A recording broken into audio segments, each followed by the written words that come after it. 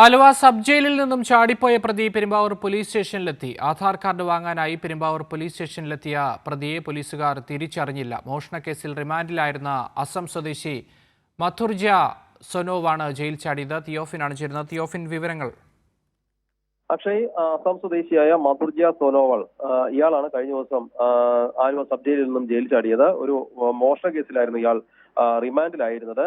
പെരുമ്പാവൂർ എടത്തലയിലുള്ള ഒരു പ്ലൈവുഡ് കമ്പനിയിൽ നിന്നും 9ഓളം മൊബൈൽ ഫോണുകൾ കവർച്ച ചെയ്ത കേസിലെ പ്രതിയാണ് ഇയാൾ. പോലീസ് ഇയാളെ കസ്റ്റഡിയിൽ എടുക്കുമ്പോൾ ഇയാളുടെ ആധാർ കാർഡ് ഉൾപ്പെടെ വാങ്ങി വെച്ചിരുന്നു.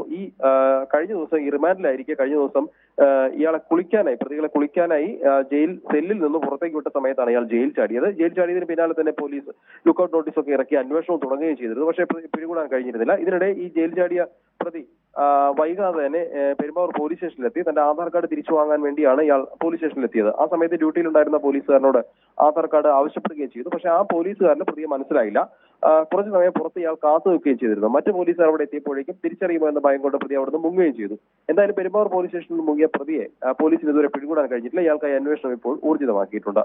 വലിയ ഗുരുതരമായ വീഴ്ചയാണ് പെരുമ്പാവൂർ പോലീസിന് ഈ സംഭവത്തിൽ ഉണ്ടായിട്ടുള്ളത്. അക്ഷയ്, ശരി. തിയോഫിനാണ് കൊച്ചിയിൽ നിന്ന് വിവരങ്ങൾ നൽകിയത്.